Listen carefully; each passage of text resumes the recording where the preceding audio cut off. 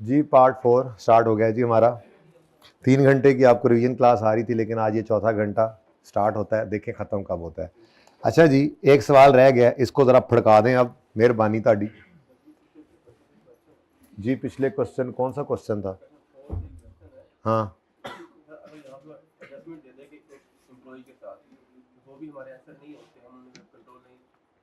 तो मैंने कहा है एम्प्लॉय की ट्रेनिंग की है, एम्प्लॉय की ट्रेनिंग की है तो आपका एक्सपेंस है।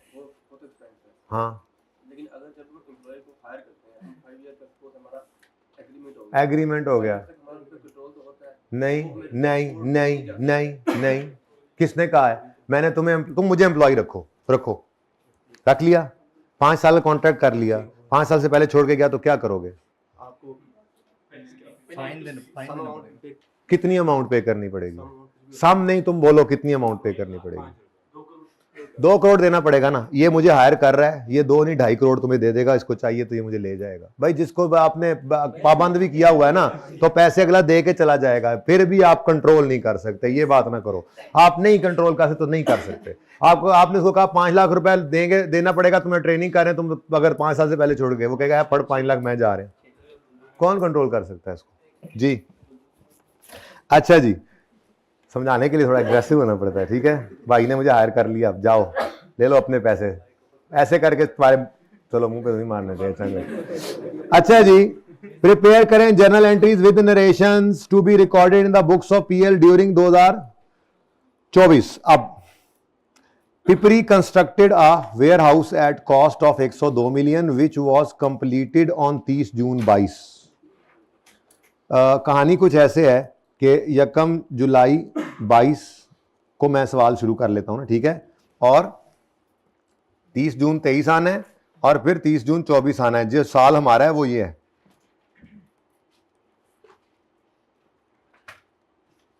और 30 जून 24 जी। अब ये पिछले साल के आखिरी दिन हुआ ना, तो मैं इस साल के पहले दिन पे ले लेता हूं इसको, ठीक है। पिछले साल के आखिरी दिन कंप्लीट हुआ, समझो हमारे साल के पहले दिन एट 102, और वेयर हाउस की यूजफुल लाइफ 12 साल थी।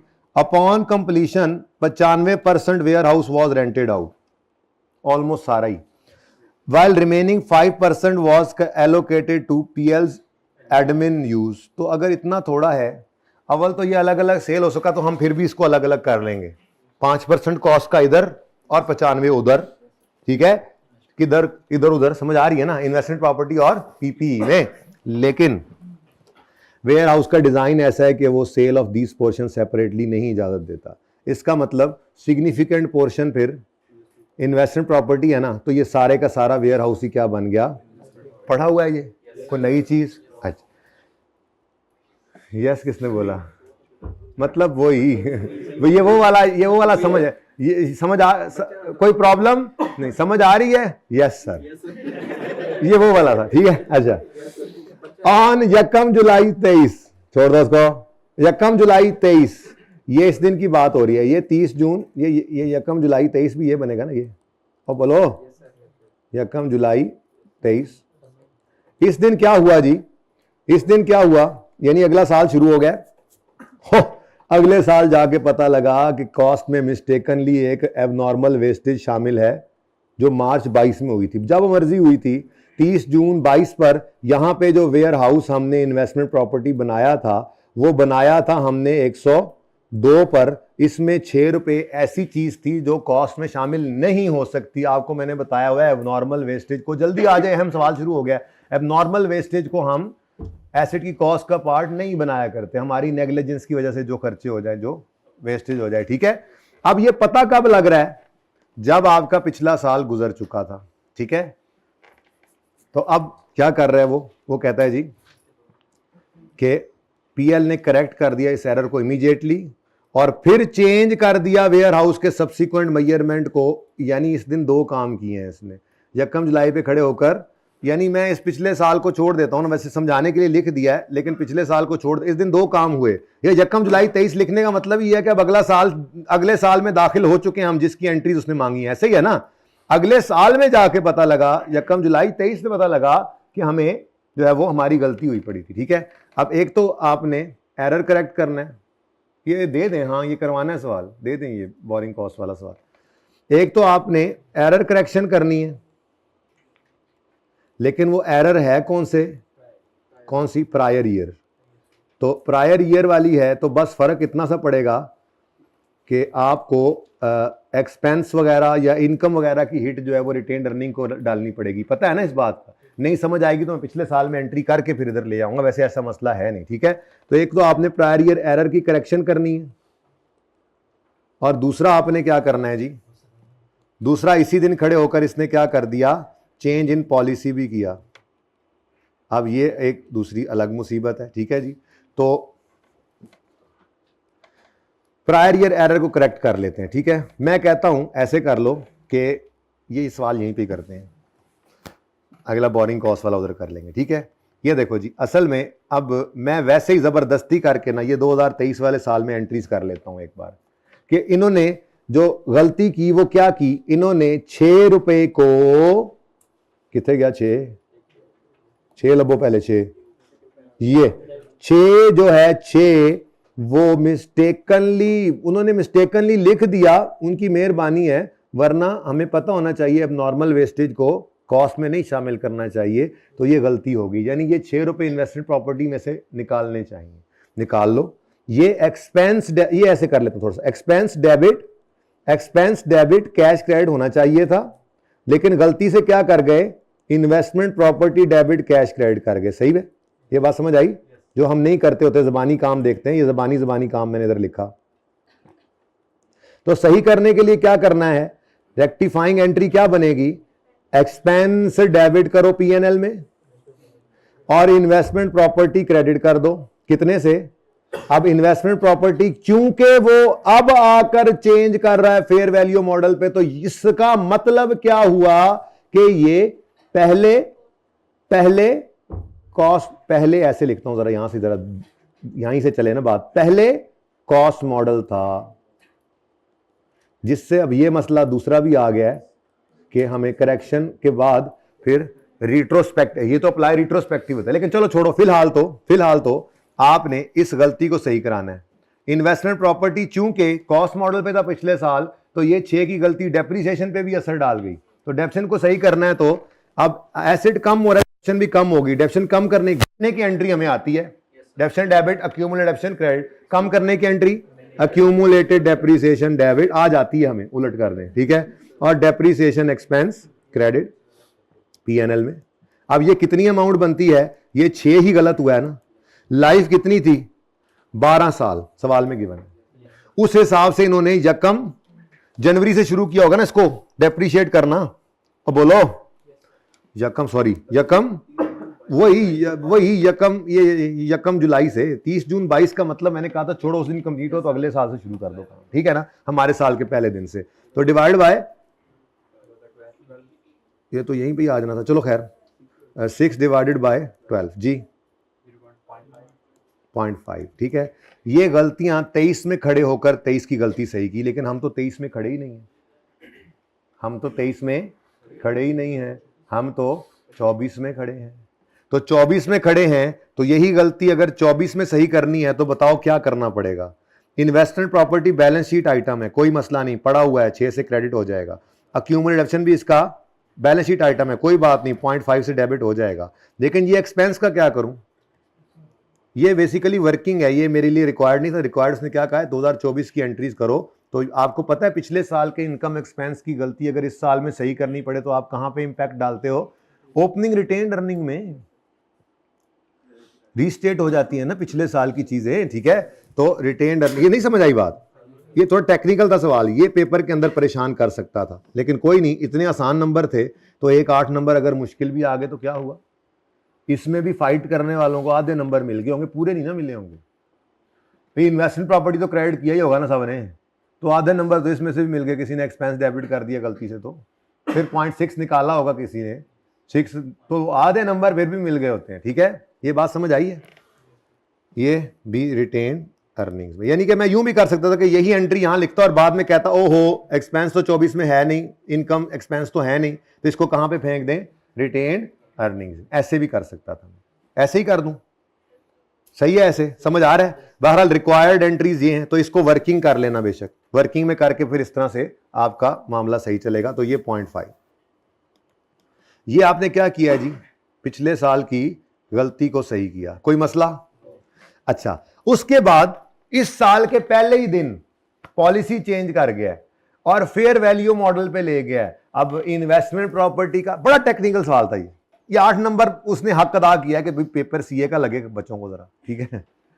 तो अब एक 8-10 नंबर की तो खैर है, आधे तो उसमें से भी तो फाइट करने वालों ने 4 नंबर इसमें से ले लिए होंगे। 8 बन जाए पर्चे के अंदर मुश्किल लगता है मुझे ये सवाल देखकर, 12 लैंड पे रखा कि बाकी 92 नंबर के सवाल में इल्ला माशाल्लाह कोई इक्का दुक्का मसला आया हो तो मैं समझता हूं कि 90 नंबर फिर भी आपके काबू में था। पर्चे में कोई अगर आप उसको मतलब मिसाल के तौर पे 60%, हालांकि आपकी एक्यूरेसी रेट 70-80% है, पता है आपको, 60% भी ले जाए तो आपको वही पर्चा पास करा चुका है, 55% पे भी पर्चा पास करा चुका है, क्योंकि इस 8 में से भी आपने इतनी कम एक्यूरेसी रेट तो सारे सवालों में नहीं, इतने आसान सवाल भी आए हैं जो बहुत अच्छे पास करवा गए होंगे आपको। तो बहरहाल फिर भी मुश्किल सवाल भी होते ही हैं, ठीक है, तो फाइट उससे भी करनी है। अच्छा, अब दूसरा काम उसने क्या किया, पॉलिसी चेंज कर गया। और पॉलिसी चेंज क्या हुई है, इन्वेस्टमेंट प्रॉपर्टी को कॉस्ट मॉडल से, अब कॉस्ट मॉडल का क्या असूल है इन्वेस्टमेंट प्रॉपर्टी, ये मैंने जो सवाल करवाए हैं ना उसमें इन्वेस्टमेंट प्रॉपर्टी रिवाइज हो गया था अभी थोड़ी देर पहले, तो ये अब पक्का और रिवाइज हो गया कि आपका डेप्रीसिएशन होती है, फेयर वैल्यू पे नहीं जा सकते आप, ऐसे ही है। जबकि फेयर वैल्यू मॉडल क्या कहता है, डू नॉट डेप्रीशिएट, तो यहां डेप्रीसिएशन नहीं होती, यहां पे फेयर वैल्यू नहीं होती, यहां पे फेयर वैल्यू होती है गेन लॉस। अब पिछले साल इसने डेप्रीसिएशन की होगी, फेयर वैल्यू गेन नहीं लिखा होगा, तो पिछले साल को भी सही करना है, रिट्रोस्पेक्टिवली अप्लाई करना है ना पॉलिसी को। अब मैं यहां पर ही खड़े होकर एंट्री करता हूं क्योंकि आपको इस तरह से जरा अच्छी समझ आ रही है, ठीक है। तो ये मैं दूसरी बात को भी, पहली चीज हमने क्या की, करेक्शन ऑफ एरर, ठीक है, ये हमने क्या किया जी, प्रायर ईयर एरर का करेक्शन, ठीक है। उसके बाद अगला काम अब मैं क्या करने लगा हूं, अकाउंटिंग पॉलिसी का चेंज। तो मुझे बताओ, अगर अकाउंटिंग पॉलिसी चेंज हुई है तो जो पहले, वो भी ऐसे ही लिखता हूं, पहले क्या करते आ रहे थे पुरानी पॉलिसी में, depreciation expense debit accumulated efficient credit, ठीक है। अब गलती जो कि हम अलग सही कर चुके हैं इसलिए सही वाला ही उठा लो, ठीक है। तो 102 पर जो पड़ा था उसको वापस 6 से कम करके आपने सही कर लिया हुआ है, कितना बनता है, कितना, ये मैं वहां पे लिख दूंगा वर्किंग, 102 माइनस 6 96 आ गया। ये 96 को डिवाइडेड बाय कितना, लाइफ कितनी थी 12, हाँ कितना आता है आंसर, ये 8 रुपए की डेप्शन चार्ज की थी उसने। हम कह रहे ओरिजिनल का मतलब पुरानी पॉलिसी के तहत, अब अगर पॉलिसी बदल गई है, ये शुक्र है पिछला साल पहला था चलें, पॉलिसी बदल गई है तो अब डेप्रिसिएशन को क्या कर दें, उल्टा दें, तो उल्टाएं डेप्रिसिएशन, ये आपने करना था, accumulated depreciation debit depreciation expense कर दो पीएनएल कर दो, एक बार कर दो ऐसे जी, कितना 8, ये वर्किंग आपने यहां शो करनी थी, वो तो मैंने वैसे ही वहां पे शो कर दी, ठीक है, इज इक्वल टू, बल्कि एंड पे ही जाके शो कर देंगे जब सही वाला है आना है, ये तो ऐसे ही जरा ट्रेलर चल रहा है ना जी। अच्छा, उसके बाद अगला काम क्या होता था, याद करके बताओ, हम कहते थे जी उसके बाद असल मामला ये है कि investment property fair value model पे हो ना, तो fair value gain loss record करते हैं आप, ऐसा ही है। तो फेयर वैल्यू गेन है या लॉस है ये देखने के लिए लेजर बनाते थे, लेकिन इतने बड़े हो गए हो, अब देख लो जरा आसानी से, 96 पे ये एसेट पड़ा हुआ है, सही वाला, क्योंकि गलती तो हम पहले ही सही कर चुके ना, गलती सही कर चुके ना, अब एसेट सही 96 के ऊपर, 96 कितना, हाँ 96 पे सही पे आया हुआ है। अब इस 96 वाली बुक वैल्यू, 96 वाली बुक वैल्यू को कंपेयर करो जरा, बल्कि 96 से भी कम हो चुका है, ये देखो 96 माइनस 8, बुक वैल्यू क्या है, बुक वैल्यू मैं बोल रहा था ना, बुक वैल्यू 80, इसको कंपेयर किससे करना है आपने, फेयर वैल्यू से। फेयर वैल्यू देखो 1 जुलाई 23 पर कितनी थी, ये तो छोड़ दो, ये नहीं बल्कि ये इसी दिन चेंज कर रहे हैं ना, इसी दिन चेंज कर रहे हैं, कम, हाँ सही है। तो फेयर वैल्यू कितनी है 108, तो 88 वर्सेज 108 करो, यानी आपने इन्वेस्टमेंट प्रॉपर्टी को 88 से उठाकर किस पे ले जाना है, क्यों है जी, 88 से लेकर किस पर चले जाओगे, मुझे पता है कि आपको इस वक्त कुछ भी नहीं लेकर जाने का दिल कर रहा, लेकिन एक बार मेरे साथ ये सवाल कर लो, दोबारा करोगे समझ आ जाएगी, टफ सवाल था कह तो रहा हूं, ठीक है, इसीलिए इसके लिए ब्रेक दी थी कि असर के बाद आते ही करवाऊंगा, लेकिन आप लोगों ने आने में देर की तो इसका नंबर गुजर गया। मतलब फिर मैंने कहा चलो अब अगली ब्रेक के बाद, तो इसीलिए अब ब्रेक के वो जोहर के बाद नहीं, बीच में जो 10 मिनट ब्रेक दी थी इस सवाल के लिए दी थी, ये फ्रेश करके कराऊंगा, लेकिन नहीं, सुस्तियां। अच्छा चलें, अब बताएं जी, इस 8 नंबर को भी उड़ा दें, पता है आपको 8 नंबर है, इसको भी उड़ा दें, जरा रश डाल रहा है ये। हाँ जी, अब मुझे बताएं 88 वाले को कहां पे लेके जाना है, तो कितने से बढ़ रहा है, 20 रुपए की एंट्री। हाँ ये क्या है, ये अब नहीं हुई, ओरिजिनल में नहीं हुई। क्या मतलब, पुरानी पॉलिसी में ये हुआ था, उल्टा दो, और क्या करना है, फेयर वैल्यू गेन रिकॉर्ड करना है, तो बेसिकली ये अब करना है, ये कर लो, ठीक है। बताओ जी क्या एंट्री बनी, क्या एंट्री बनी, इन्वेस्टमेंट प्रॉपर्टी को बढ़ा लो, investment property debit, fair value gain PNL में क्रेडिट, कितने से, 20 से, ठीक है। लेकिन अब फिर वही मसला आ गया। मसला क्या है, मसला क्या है, ये तो पिछले साल का चेंज है ना बेटा जी। असल में ना जालिम ने सवाल में एंट्रीज मांग ली थी, अच्छा भला हमें चेंज इन इक्विटी वगैरह चीजें बनानी आती थी, उसने एंट्रीज मांग ली थी। तो असल में कोई करना चाहे ना उस अप्रोच पे एंट्रीज जो मैंने सिखाई थी कि जर्नल एंट्री मांगे तो कैसे करनी है, तो कर सकते थे कि आप इसी साल में खड़े होकर ये एंट्रीज करें, और जैसे मैंने आपको सिखाया था कि इनकम्स एक्सपेंसेस को ना उठाएं, एसेट लायबिलिटीज को उठा लें, एक्यूमुलेशन को उठाएं, इन्वेस्टमेंट प्रॉपर्टी को उठाएं, उसको उठाकर इधर लिखें, बैलेंसिंग वगैरह रिटेन्ड अर्निंग में फेंकें, अल्टीमेटली वही एंट्री निकलेगी जो मैं अभी कर रहा हूं, अलग अलग करके देख लेना, ठीक है। तो एंट्रीज मांग गया था, इसलिए ये सवाल टेक्निकल है। ओके चले, खैर ये तो भाई, ये तो अब पिछले साल की बात थी, हम तो खड़े हैं 2024 में ये कर रहे, तो फिर अक्यूमुलेटेड डेप्रिसिएशन तो डेबिट कर सकते हो आप, अक्यूमुलेशन बैलेंस शीट आइटम है ना, ये तो कर सकते हो, लेकिन इसका काम क्या है, आगे बढ़ो। इन्वेस्टमेंट प्रॉपर्टी तो आपके पास पड़ा है, लेकिन ये कहाँ जाएगा, रिटेन्ड अर्निंग्स में। ये जनाब आपकी एंट्रीज थी, तो पिछला काम मैं फिर फड़का रहा हूँ। आप कह रहे हैं ऐसे ही रहने दें, तो ठीक है रहने दें, मेरा दिल तो था कि पिछला गायब ही कर देते, लेकिन चलें, आपको अच्छा समझ आ रहा है तो अच्छी बात है। इसको बेशक आप उस तरीके से करिएगा जैसे हम IAS 8 के सवालों में एंट्रीज करते थे, एंड पे आके कर सकते हैं आप। यहाँ तक कोई मसला है तो बताएं। ये मैंने ऐसे करके काट दिया कि ये तो पिछले साल में होता अगर इस तरह से होता, लेकिन हम खड़े हैं 24 में, तो रिट्रोस्पेक्टिवली अप्लाई करना है। तो बैलेंस शीट के आइटम्स तो आप पकड़ लेते हो, कोई मसला नहीं होता आपको। इनकम स्टेटमेंट तो आपके पास फॉर द ईयर होती है ना, वो तो पीएनएल तो फॉर द ईयर होता है, वो तो आपके पास पड़ी नहीं होती, तो फिर उसमें क्या करें, तो ये थोड़ा सा मसला आ जाता है, ठीक है।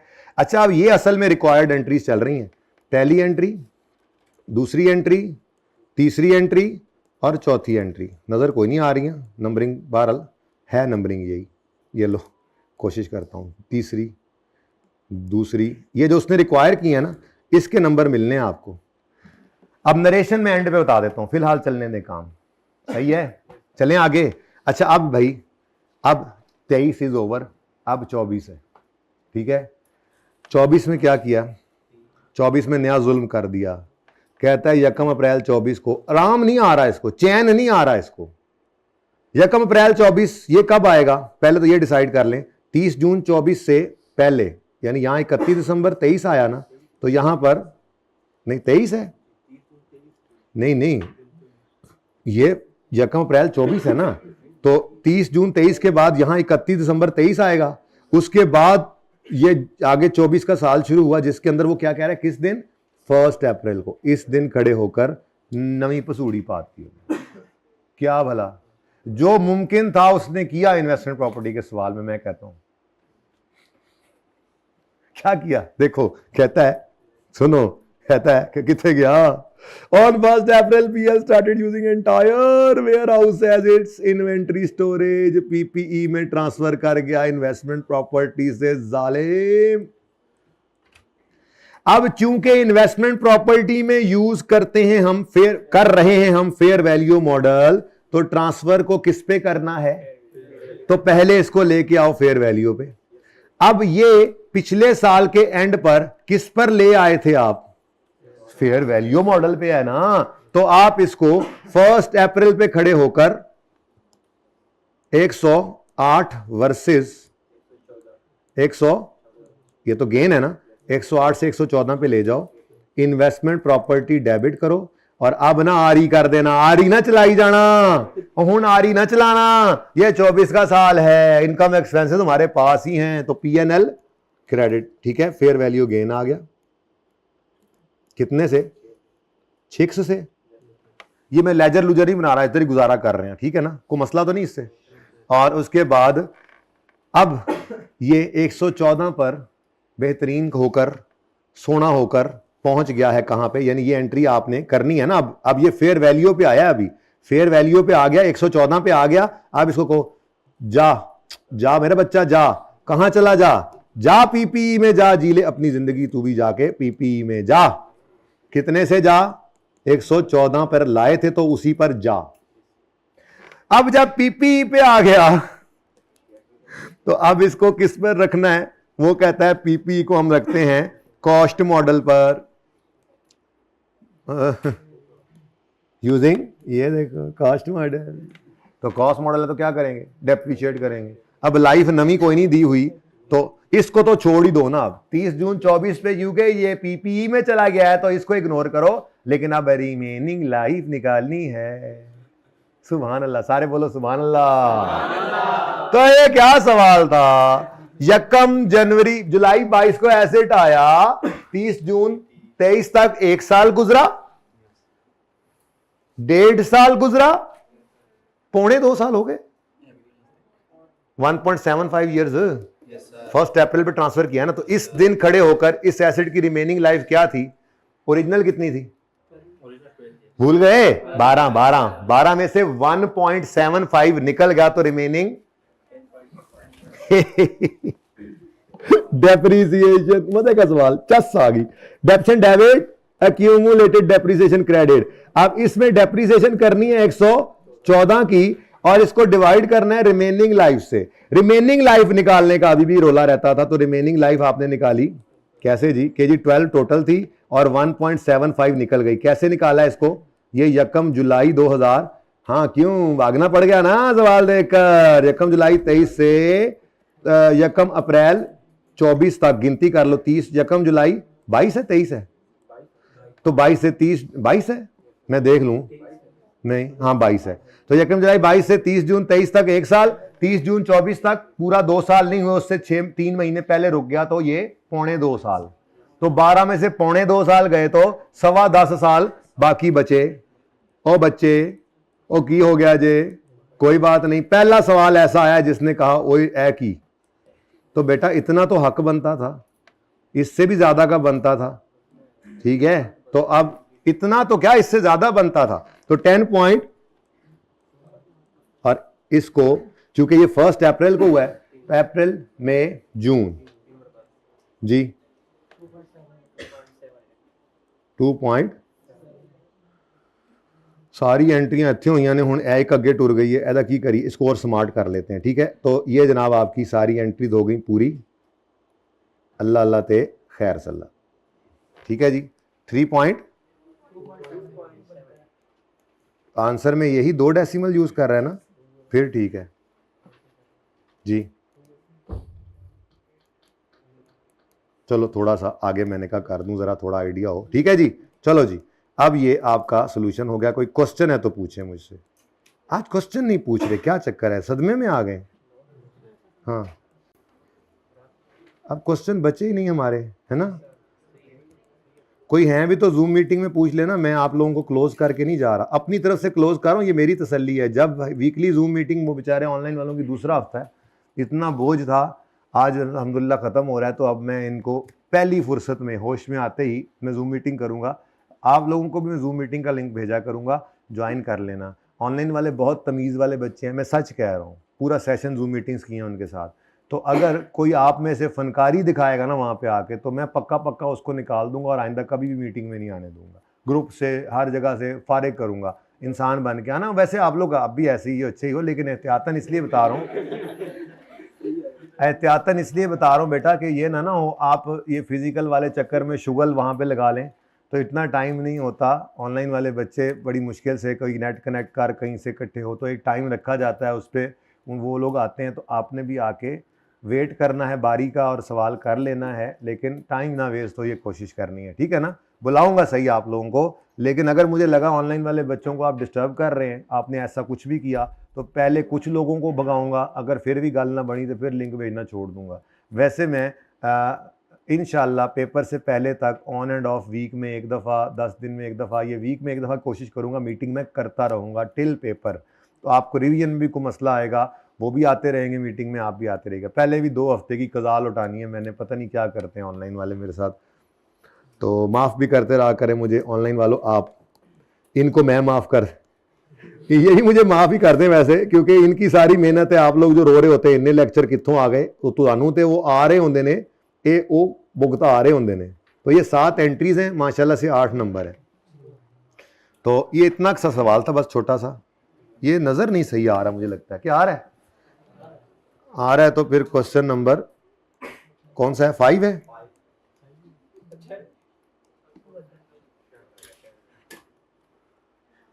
जी जी बेटा, लास्ट एंट्री में डेप्रीसिएशन निकालनी है। जब ये एसेट, एक काम ना कर लें, 1 मिनट ज़रा रुको, इसको ना ज़रा आप इधर ले आते हैं, थोड़ा सा तो बेहतरी कर सकते हैं हम। देखो एक ही हैवी सवाल निकला पूरे पर्चे में। तो ऐसे सवाल होते हैं, बरकत के लिए होने भी चाहिए, वैसे तो नज़र लग जाती है। आप कहते हैं इतना अच्छा पेपर हुआ। ले अच्छा बेटा, ये जो आखिरी एंट्री है ना, इसके अंदर मैंने कहा कि ये ट्रांसफ़र कर दिया इसने, मैंने डेट्स नहीं लिखी, फजूल ऐसे डेट लिखना, बस सुकून से आप लिख लो। ये सारी एंट्री रिटेन अर्निंग वाली 1 जुलाई को की हैं आपने यहाँ तक, और उसके बाद ऑनवर्ड्स फिर डेट वाइज आप एंट्रीज कर सकते हैं, ईयर एंड की, पहले साल की, फिर अगले साल। तो ये 1 अप्रैल को इन्होंने ट्रांसफ़र कर दिया वेयर हाउस को इन्वेस्टमेंट प्रॉपर्टी से पीपीई में। तो ये एंट्री होने के बाद ये पीपीई में जब आया, तो अब इसने क्या करना है, इसको हमने डेप्रीशिएट। तो इसी वैल्यू, यही मैंने कहा था, जो फेयर वैल्यू पर लाकर ट्रांसफर करते हैं, जब वहां जाएगा आगे वाले के लिए वो डीम्ड कॉस्ट बन जाएगी। यानी आप पीपीई के लिए कॉस्ट क्या है, 114। अब इसको डिवाइड करना है रिमेनिंग लाइफ पे, वो हमने निकाली जरा थोड़े से वो एफर्ट करके, ठीक है, कि 12 साल लाइफ थी और हमारी उसमें से गुजर चुकी है 1.75, तो बाकी 10.7। अब ये डिवाइड करने से ईयरली डिडक्शन आ गई, लेकिन हमें सिर्फ 3 महीने की चाहिए, तो ये 2.7। अब मैं इसका क्या करूं, लिखना तो है, मैं इसका करूं क्या, मैं ये कह रहा हूं। तुम यार जरा इधर आओ ना उस्ताद, लिखवा दूं मैं? लिखवा, ये मैंने क्या किया अगर ये लिखवाना है अभी? तो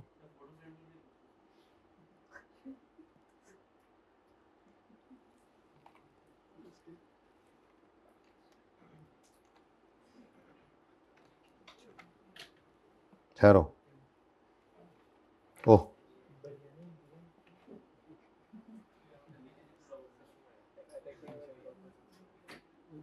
अब उम्मीद है नजर आ जाएगा। पिक्चर लें, लिखवाने का टाइम नहीं अब मेरे पास। अब आ गई, अब आ गए, इसीलिए कहा कि ऐसी तस्वीर हो कि आपको नोट ना करना पड़े। अभी भी कुछ हो सकता है, चलो अच्छा जी। अब एक सवाल बोरिंग कॉस्ट का कर लें।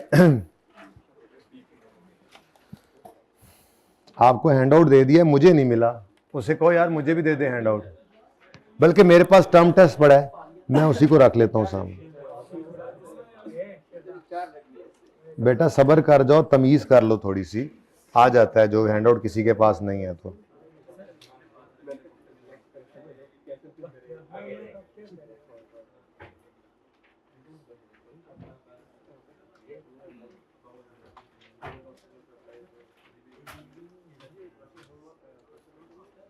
क्या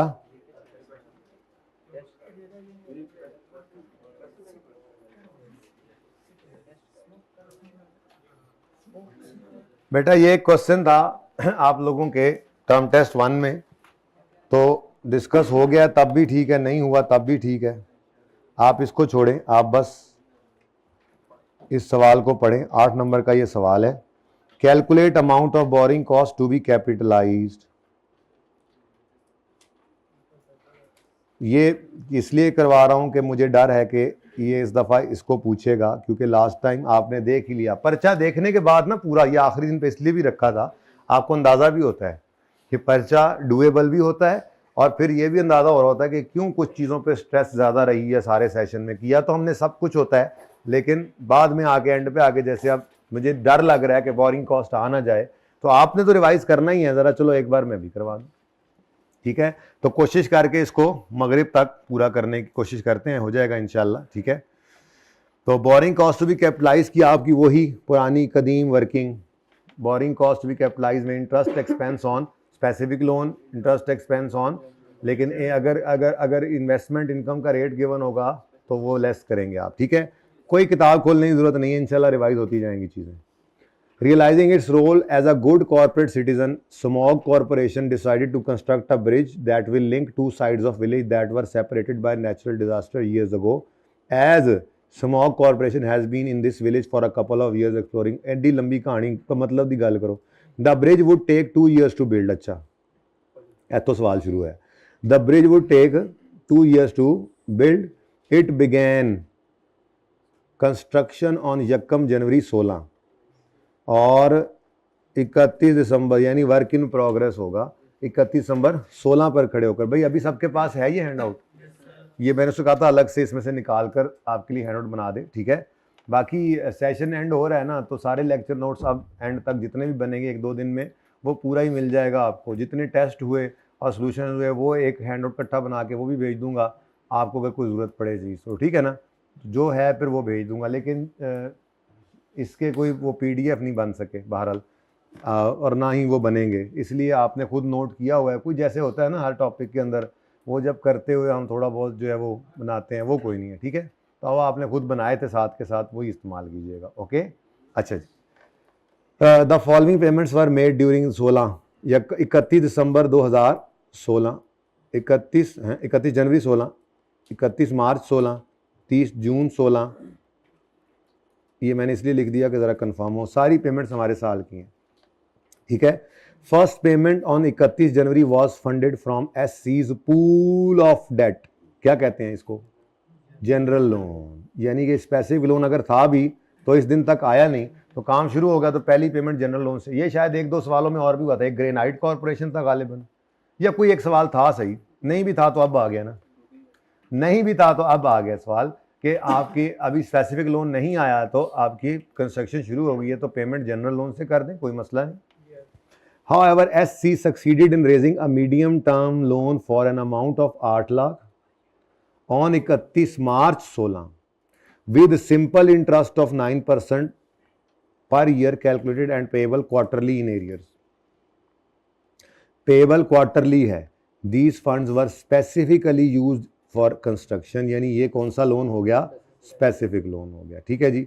अब ये कहानी यहाँ से शुरू हो गई है, स्पेसिफिक लोन की है सारी।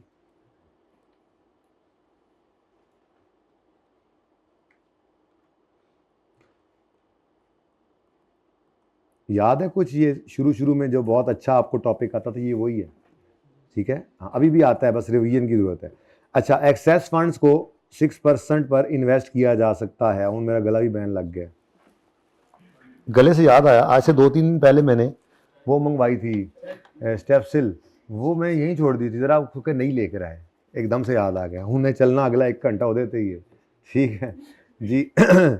अच्छा जी, the construction project was temporarily halted for 6 weeks in May June when substantial technical and admin work was carried out. भाई ये टेक्निकल और एडमिन वर्क जो होता है ये नेसेसरी स्टॉपेज होती है, रूटीन स्टॉपेज होती है, ठीक है, इसलिए इसको सवाल में इग्नोर कर देना है। इसके बारे में क्या रूल था हमारा? भाई देखो, अब पूरा टॉपिक उस तरह से रिवाइज होने के लिए तो फिर आपको 10-15 दिन चाहिए, जो कि ना आपके पास है ना आपसे लेना चाहूँगा मैं। इस वक्त सबसे कीमती है आप लोगों का बस बैठ जाना आप पढ़ने के लिए। तो आपका चूंकि पेपर 11 को था तो थोड़ी सी गुंजाइश ये ली, FAR 2 वालों को मैंने हफ्ते वाले दिन फ्री कर दिया था क्योंकि उनका 3 को पर्चा है। तो इस वक्त सबसे बड़ी ज़रूरत यह है कि आप बस बैठ जाओ पढ़ने। तो इसलिए प्लीज़ ये इतनी की रिवीजन हो सकती है, मैंने सिर्फ तसल्ली करनी है कि इन केस किसी के जहन, एक तसल्ली भी होती है, दूसरा आपको भी कॉन्फिडेंस सिर्फ देना इस वक्त मकसूद है कि आपको इतना पुराना पड़ा हुआ टॉपिक भी सिर्फ एक सवाल मेरे कराने पर सारा याद आ रहा है। तो जब आप रिवीजन प्लान में उसके सारे सवाल करोगे तो आपका लेवल फिर क्या होगा? बस जो टाइम है उसका ज़ाया नहीं करना। सोशल ऐप्स, मीडिया वाली ऐप्स कौन कौन डिलीट कर चुका है? माशाल्लाह, ये सारे पास होने वाले हाथ हैं, देख लो, ठीक है जी। तुम चलाओ नहीं, तुम बंद करो ना, चलाई नहीं तो क्या मतलब, मैंने नहीं वो भूल लेने फिर क्लास के एंड में, मोबाइल ही नहीं है, अब दोनों भूल दे देना मुझे। अच्छा जी सुने जी, out of which necessary stoppage for completion of, ठीक है वो उसने लिखा हुआ है which was necessary stoppage for, तो भाई हमने इसमें ये पढ़ा था स्टॉपेज अगर रूटीन हो तो इग्नोर करो, और अगर नॉन रूटीन हो तब भी इग्नोर करो, सिर्फ बटों में फासला, बटों में फासला और मंथ्स याद आ रहा है, ठीक है, तो ये तो वैसे ही इग्नोर वाला। Following amounts of debt were outstanding, medium term loan जो ऊपर नजर आ रहा है एक वो है, बैंक ओवरड्राफ्ट है, और 7 ईयर जनरल लोन है। अब ये दो आ गए जालिम, तो दो आ गए हैं तो इसके लिए एवरेज रेट भी निकालना पड़ेगा, बाकी तो मसला कोई नहीं है, ठीक है। अब मैं तो कहूंगा नंबरिंग करके ही चलते हैं एक ही बार, ठीक है। तो सबसे पहले आपको डेट वाइज नंबरिंग करें तो 1 लाख रुपए नजर आ रहे हैं, 2 लाख रुपए पे होते हुए, ठीक है। उसके बाद 31 मार्च पे आपको ये लोन रिसीव होता नजर आ रहा है, ये कहां पे लिखूं, यहां लिख दूं, नजर आ रहा है कुछ जी। कंस्ट्रक्शन मैं रिसीट पेमेंट्स को सिर्फ लगा रहा हूं, कंस्ट्रक्शन वर्क स्टार्ट वो तो अपना रूल था ना, वो दूसरे वाला थोड़ा भूल रहे हो आप, जब कमेंसमेंट के लिए हम लेटर ऑफ में लेते थे तो वहां वर्क कंप्लीटेड और वर्क स्टार्टेड और ये डेट्स आती थी। फिलहाल मैं सिर्फ डेट वाइज रिसीट पेमेंट की नंबरिंग कर रहा हूं, ठीक है। दूसरा हो गया जी, उसके बाद 31 मार्च को ही एक और काम हो रहा है ये, तो फिर इसको कर दो 2A, इसको कर दो 2B, ठीक है, और कोई मसला। अच्छा उसके बाद नेक्स्ट इज, आगे देखो ध्यान से, एक तो ये ध्यान रखना कि क्वार्टरली इन एरियर इस बदतमीज इंटरेस्ट ने भी पे होना है, यानी 31 मार्च को लोन आया है तो अप्रैल मई जून, 30 जून को, फिर 30 सितंबर को, फिर 31 दिसंबर को, ये तीन दिनों में 3 डेट्स पर पेमेंट याद रखना, एक इंटरेस्ट की भी होगी जो आती थी, जहां पे आ जाए ये डेट मुझे बता देना, ठीक है। अच्छा उसके बाद जी क्या हुआ, 31 मार्च पे हो गया जी, फिर 30 जून आ गया, हाँ जी 30 जून पे क्या आ रहा है, 30 जून पे कंस्ट्रक्शन पेमेंट भी आ रही है, और 30 जून पर फिर इंटरेस्ट भी आएगा, प्लस 3B मैं यूं लिख देता हूं, और ये क्या है जी इंटरेस्ट, ठीक है, इंटरेस्ट पे होगा ना, तो रिसीट पेमेंट में आता था ना स्पेसिफिक लोन का इंटरेस्ट। उसके बाद आगे बढ़े, अच्छा माशाल्लाह से उसने भी साथ ही जोड़ दिया है, फिर चलो शुक्र है। 30 जून के बाद जुलाई अगस्त सितंबर, सितंबर पे सिर्फ क्या आएगा, 30 सितंबर पे सिर्फ इंटरेस्ट पेड आएगा, कितने लिखा ऐसे लिख लेना, या मेरे पास जगह और कोई नहीं है, इंटरेस्ट पेड। उसके बाद अक्टूबर नंबर 5 हो गया, अक्टूबर में कुछ और है और बोलो। अच्छा उसके बाद अक्टूबर के बाद नवंबर 30 पर, और 31 दिसंबर को लेने की जरूरत नहीं है, ईयर एंड आ रहा है, लेना चाहो तो नंबर 7 आपका बनेगा इंटरेस्ट पेड, आखिरी वाली किस्त, ठीक है ना, आखिरी किस्त नहीं मतलब तीसरे क्वार्टर के एंड बनी, ठीक है। तो ये नंबरिंग भी होगी, जब नंबरिंग हो जाए फिर तो सवाल में वैसे ही कुछ नहीं बचता। इसके ऊपर डिब्बा लगाया करते थे, इनको हम कहते थे तुम तो चलो डिब्बे में आओ ना, तुम्हें हम एंड पे देखेंगे जब सारा कुछ कर लेंगे, हमें सिर्फ रेट चाहिए होता था, याद है, इंटरेस्ट लोन जनरल लोन का आना जाना लटरम पटरम कुछ नहीं, इसमें से जो पेमेंट हुई वो अमाउंट हमें रिसीट पेमेंट से मिल जाती थी, डेट भी वहीं से मिल जाती थी। हाँ रेट निकालते हुए इस सवाल के अंदर एक एडिशनल काम आपको करना पड़ेगा, अकेला लोन नहीं है, वैसे ICAP तो आजकल सवालों में अकेला लोन ही देता है जनरल, ये बचा लेता है आपको इससे, लेकिन ना बचाए तो भी खैर है, ठीक है जी। अब तो रिक्वायरमेंट है हमारी borrowing cost to be capitalised, इस तरफ बनाते थे उस तरफ बनाते थे, चलें जहां भी बनाते थे। ये क्वेश्चन नंबर 1 है टर्म टेस्ट 1 का, बेसिकली अब मेरे पास और कोई सवाल था नहीं जिसको मैं बोरिंग कॉस्ट के लिए रिवाइज करता, सवाल ऑलमोस्ट हम सारे कर चुके थे, काम वाले जो नहीं किए बस आपने भी नहीं करने, जरूरत नहीं है, रिवीजन प्लान वाले सवाल सिर्फ करने हैं, मैं बार बार कह रहा हूँ, ऑलरेडी काफी ज्यादा काम है वो, ठीक है। तो इस सवाल को पूरा करके फिर मगरिब की ब्रेक करते हैं, फिर उसके बाद आखिरी बार मिलते हैं इंशाल्लाह, और उसमें बस थोड़ी बहुत गपशप छोटी मोटी चीज़ें रहती हैं वो करके फिर वसीयतें करके आपसे इजाज़त ले लूँगा, ठीक है, सही है। तो बस ये सवाल करो, borrowing cost to be capitalised, इसमें इंटरेस्ट एक्सपेंस आता था ऑन स्पेसिफिक लोन्स, ये सबसे आसान होता था, मैंने आपको कहा था सबसे आसान लाइन नहीं लगाते थे, इस सबसे आसान इस पर इंटरेस्ट निकालना है। तो ये लोन कितना है 800,000 और इंटरेस्ट रेट पहले बताओ, नहीं 1000 में नहीं करना जी, 1000 में कर रहा भाई कह रहे हैं, ठीक है जी, 800 इंटू 9%। लेकिन यहां पे हमने कमेंसमेंट से सिजेशन तक जाना होता था। अब वो जमाना गया जब आपको मैं पूरा लिखवाऊंगा। पूरा क्यों लिखवाऊंगा मैं, यहां पे छोटा सा हम ऐसे लिखेंगे, वहीं पे पेपर पे भी लिख सकते हैं, या छोटी सी वर्किंग ऐसे मैंने कर दी, ठीक है, वर्किंग नंबर 1 कह लो इसको, ऐसी छोटी सी वर्किंग करना जबानी कलामी, ठीक है।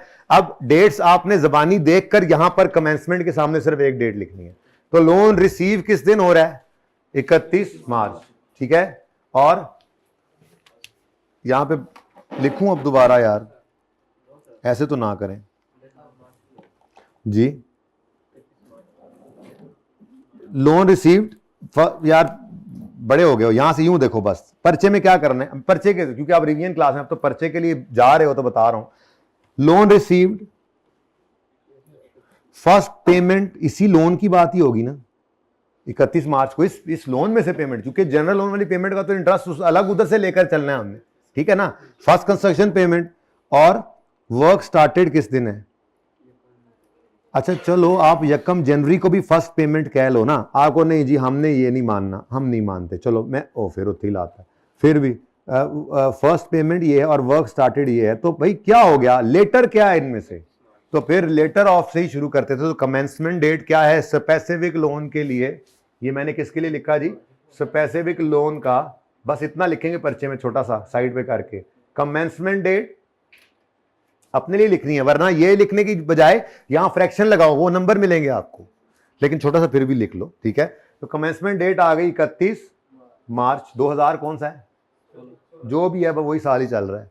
और उसके बाद सिजेशन डेट, क्योंकि सिजेशन डेट आई कोई नहीं, अभी काम पूरा नहीं हुआ, तो हम कहते थे work cessation date work completion होती थी, लेकिन आज ये क्या आ गई, ईयर एंड, वर्क कंप्लीट नहीं हुआ तो ईयर एंड पे सब कुछ ही रुक जाता था, ठीक है। तो ये ईयर एंड आ गया 31 दिसंबर 2000, तो यहां से यहां तक कितने महीने बन रहे हैं, ये आपकी कैपिटलाइजेशन का पीरियड। कुछ याद आया स्पेसिफिक लोन का, ये कल परसों भी दिखाया था आपको, शायद जनरल लोन आया था ना कल, हड़प्पा वाला सवाल किया था, तो मैंने वो ओपन किया था जहां पे हमने ये रूल लिखा था, स्पेसिफिक का ये रिवाइज हो गया, जनरल का कल हो गया था, ठीक है। तो 9 मंथ्स का इंटरेस्ट है, और सस्पेंशन को लिफ्ट नहीं कराई हमने, तो 9/12 करो, आंसर बताओ 54। लेस करेंगे अब हम इन्वेस्टमेंट इनकम या इंटरेस्ट इनकम जो भी कहें, लेकिन इसके लिए हमें एक वर्किंग करनी पड़ेगी, रिसीट पेमेंट वाली, वहां से फिगर्स उठा कर लाते हैं। तो अगला काम हम किया करते थे, वर्किंग 2 अब बनेगी, मेरी वर्किंग 1 असल में वो कर दिया ना मैंने, ठीक है। रिसीट पेमेंट स्केड्यूल, बेशक यहां पर आप अपने एब्रीविएशन यूज करो, वजह क्या है, ये वर्किंग है, यहां पर आप ना करो, मैंने किए भी हुए हैं तो माफ कर दो, मतलब जो रिक्वायरमेंट हो ना मेन, उसमें आपने ये याद रखिएगा, जैसे जनरल एंट्रीज मांगे तो रेक्टिफाइंग एंट्रीज जो रिक्वायरमेंट थी उसमें एब्रीविएशन यूज नहीं करने, हाँ ओरिजिनल रॉन्ग में दब कर रखो काम, वर्किंग में जो मर्जी करो, रिक्वायरमेंट जो है उसमें एब्रीविएशन यूज, इतनी गुंजाइश रख लो, ओके चले। अच्छा रिसीट पेमेंट स्केड्यूल का मुझे फॉर्मेट भूला सा लग रहा है, सच मुझ डेट होती थी, फिर डिस्क्रिप्शन, उसके बाद एसेट सरप्लस, हाँ फिर क्या होता था, स्पेसिफिक, याद आया, हाँ स्पेसिफिक लोन, पीएनएल, अच्छा जनरल लोन, क्योंकि इक्विटी नहीं है, ओन फंड्स नहीं है, होते तो वो भी एक कॉलम आ जाता और होता था हमारा बैलेंस। अब इसमें मैक्सिमम मसला वही होता था, तो कैसा महसूस कर रहे हो ये सवाल करके, ये एक्स्ट्रा टाइम लगा रहा हूं आज खामखा, जरूरत नहीं थी, सिर्फ इसलिए कि यार देखो आपको एक तो याद है, दूसरा आपको ये भी बताना मकसूद था कि इसको क्यों नहीं छोड़ा, जाते जाते भी वही इंपॉर्टेंट लग रहा है। आपने वैसे जो छोड़ना है वो तो लाजमी आना है, ये तो मैं कई बार कह चुका, इंशाल्लाह इंशाल्लाह इंशाल्लाह आप कुछ ना छोड़ो ना, ये क्यों ना कहूं ना, नहीं ये क्यों ना कहूं, क्यों कुछ छोड़ के जाओ, जब कुछ छोड़ोगे नहीं तो इससे निकल आओगे बेटा, याद आएगी ये बात मेरी, जब कोई चीज छोड़ने लगोगे इंशाल्लाह नहीं छोड़ पाओगे, जब नहीं छोड़ पाओगे तो तुम्हें कोई भी फेल नहीं कर पाएगा, इंशाल्लाह पास भी हो जाओगे, ठीक है जी। डेट असल में लोन तो 31 मार्च को रिसीव हो रहा है, लेकिन 31 जनवरी को पहली पेमेंट हो गई, तो लिखो कोई मसला नहीं, 31 जनवरी फर्स्ट कंस्ट्रक्शन पेमेंट ये पहले हो गई, कोई बात नहीं। हुई कहां से है, कितनी हुई है, तो 31 जनवरी से लेके 31 दिसंबर तक 11 महीने का इंटरेस्ट जनरल लोन वाले रेट से इसका निकलेगा। अब इसको साइड पे कर दो, ठीक है, क्योंकि इसने कैसे चलना होता है आपको पता है ना, इसकी पेमेंट की अमाउंट लेते होते हैं हम और डेट लेकर हम वो एंड पे ले जाते हैं 31 दिसंबर तक, ये ऐसे चलता है जनरल लोन, ठीक है ना। स्पेसिफिक लोन की कहानी अब शुरू होती है इसके बाद।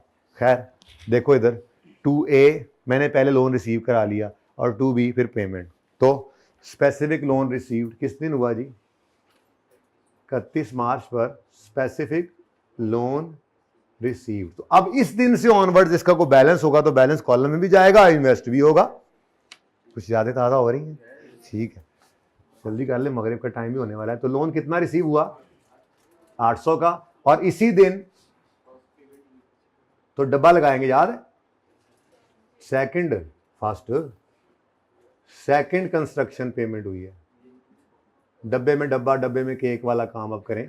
कितनी जी, कितनी पेमेंट है, 450 वाले डिब्बा लगाइए। कितना बैलेंस बचा, बोलो ओ फूटो, सॉरी अर्ज करें, मैं करूंगा, आप तो फरमाते हैं, सॉरी फरमाएं।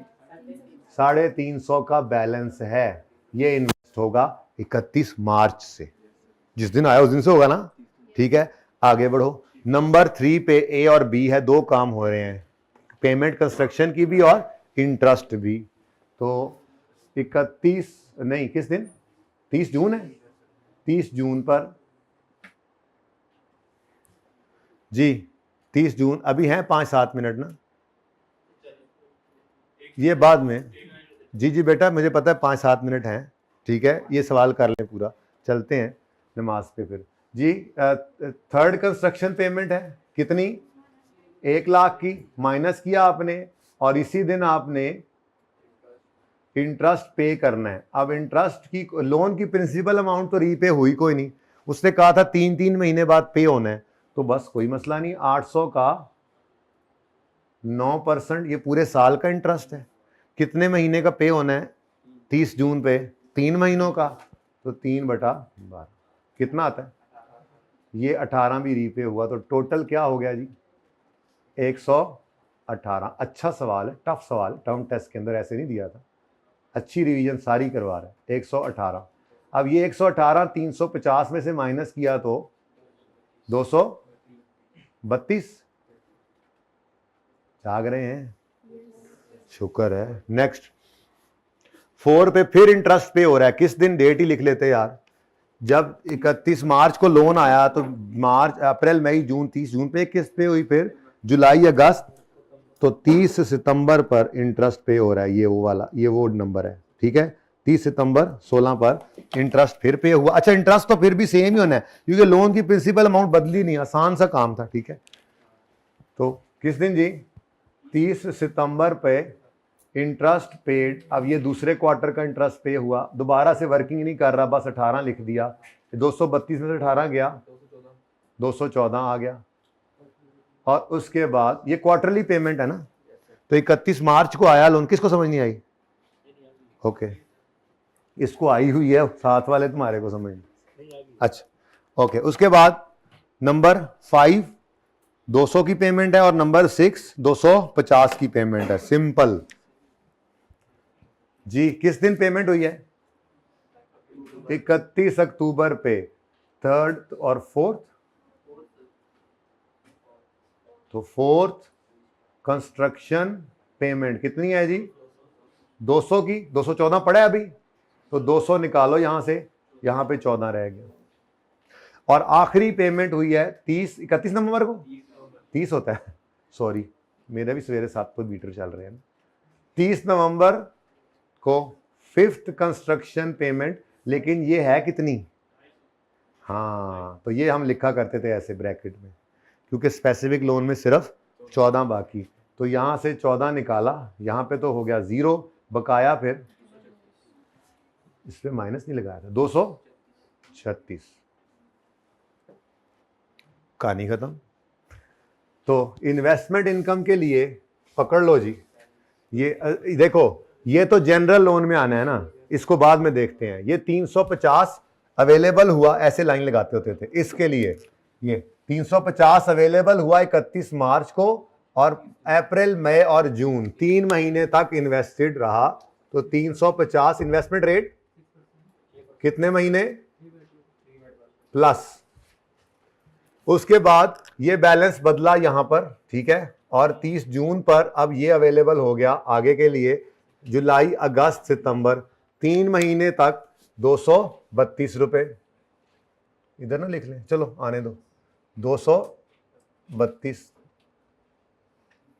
6% इंटू जी प्लस। उसके बाद 214 हुआ 30 सितंबर को, और अक्टूबर का सिर्फ 1 महीना 214 इन्वेस्टेड रहा, 1/12। मैं दीवारों को करा रहा हूं सवाल, समझ आ रही है? 14 31 अक्टूबर को था, नवंबर का महीना रहा, तो जरा लेंथी होगी वर्किंग, बहरहाल माजरत चाहता हूं। ये सारे का एक ही बार कैलकुलेटर को कहा करो, टोटल बताया आपको 10.5। बस सस्पेंशन आती तो बस यहाँ पे थोड़ा बटों में फासला रखते और जहां जहां वो मंथ आते यहाँ पे लिख लेते, माइनस कर देते। ठीक है, कितना जी? 10.5। तो नेट कर दिया आपने, क्या आंसर आया जी?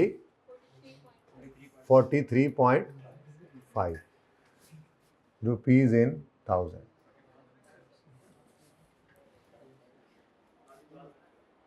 अजान नहीं हुई अभी भाई, जाके सुन के आओ। अजान होती है तो वुजू तो सबका है, जाके पढ़ लेते हैं जी। नेक्स्ट, इंटरेस्ट ऑन, जे कहते होने किड्डा 2 नंबर मौलवी है। Interest expense on general loan. General loan में हमने पकड़नी होती है amount of payment, date of payment, और डेट से सिजेशन। ये इधर मैं लिख रहा हूं आपके लिए, 31 दिसंबर 2016। तो जनरल लोन की पेमेंट की डेट से सिजेशन तक आना है हमने। ठीक है, तो बताएं जी पेमेंट कितनी है? ये मुझे अभी नहीं पता, निकाल लेते हैं, पर अगला काम तो कर लो। 31 जनवरी से, ठीक है, उसके बाद प्लस दूसरी पेमेंट हो रही है जाके ये आके हुई। ठीक है, तो इसकी डेट पकड़ेंगे और इधर, ठीक है, 1 महीना। तो ये जनाब आपका आ गया। इसका कोई एडा मसला नहीं है कि तू डांग काट ली मुंडिया, ऐसे 10 कितना 9.87, कोई गल नहीं, इसके कोई नंबर खैर नहीं कटे हमारे जी। आप बोलो, मेरा त्रा काट लिया कि ये आंसर नहीं है, मतलब सारे जी। मजाक कर रहे यार, मैंने कहा थोड़ा सो रहे थे। जरा दरवाजा खोल के सुने भाई अजान। आमिर भाई खड़े हो जाए उधर, सुने जरा, बताएं फिर जी। 44.13। अच्छा जी, अगली बात, 236 इंटू नहीं पता इंटू 1/12। अब सिर्फ क्या रह गया? चले अब यहां पे इसको पॉज करते हैं, इस पार्ट को ब्रेक नहीं करना आपने। ठीक है, हम नमाज पढ़ के आते हैं, लेकिन तुसी छेती नमाज पढ़ के आया करो, तो इंतजार हो रहा होंगे। ठीक है भाई, यहां से सीधे ही वापस इधर आना है। ठीक है, ओके, पॉज करें इसको जी। तो एवरेज रेट निकालना रह गया था हमारा नमाज से पहले, तो यहाँ पे हम एक वर्किंग और कर लेते हैं, वर्किंग 3 बनेगी। अब असल में ना हमारे पास जनरल लोन थे 2, तो एवरेज कैपिटलाइजेशन रेट निकालना है, तो आपके पास क्या गिवन है ज़रा देख लेते हैं।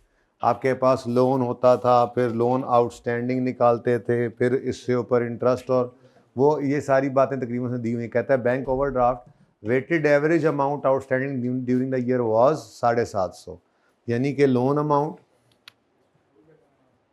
लोन की टाइप आती थी। लोन पहले कौन सा है जी, कौन सा पहला, ये जो मैं पढ़ रहा था, बैंक कोडी है, और दूसरा कौन सा है जी, जनरल लोन, नाम ही उसका जनरल लोन है।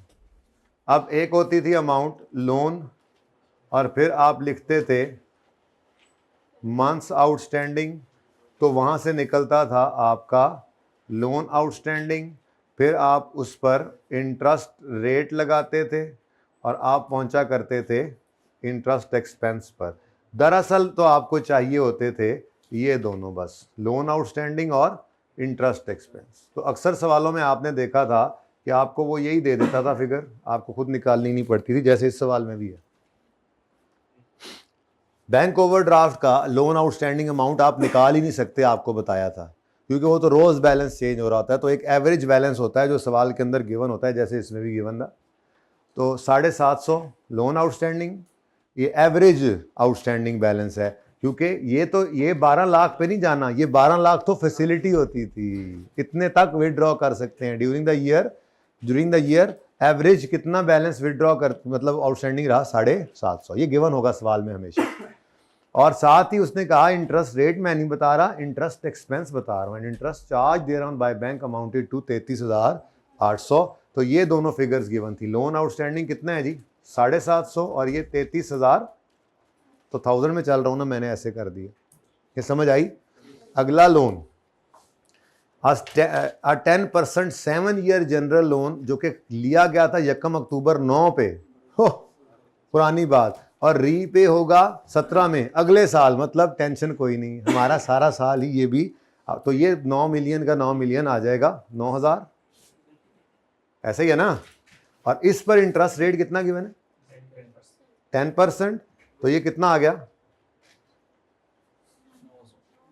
तो एवरेज रेट ये बन जाएगा 9,750 और ये बन जाएगा 933.8। तो एवरेज रेट निकालना है, कहाँ निकालूं, यहाँ पे कर देते हैं। रेट आप निकालते थे कैसे जी, कुछ याद है तो मुझे बता दो, मुझे भूल गया। Interest expense over divided by into 100 is equal to 9.58 पर पहुंच भी चुको।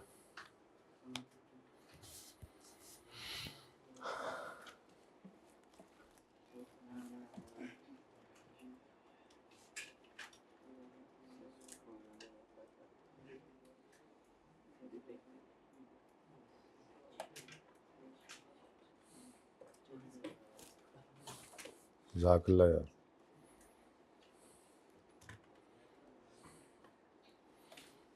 अच्छा जी, कुछ नहीं रह गया जी, बस ये आखिरी काम था, उसके बाद बस हम कुछ चैप्टर्स खोलते जाएंगे जी। आ गया लोन, आप भी आ गए।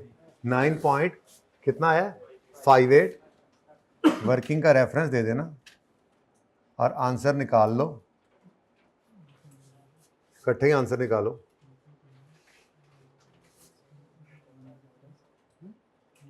भाई बातें करने की बजाय अगर कैलकुलेटर पे उंगलियां चला लें, जबान ना चलाएं, तो ज़रा फ़ायदा हो जाएगा।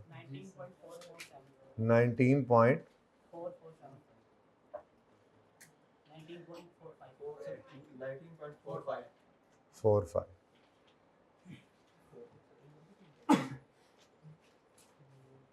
कितना हो गया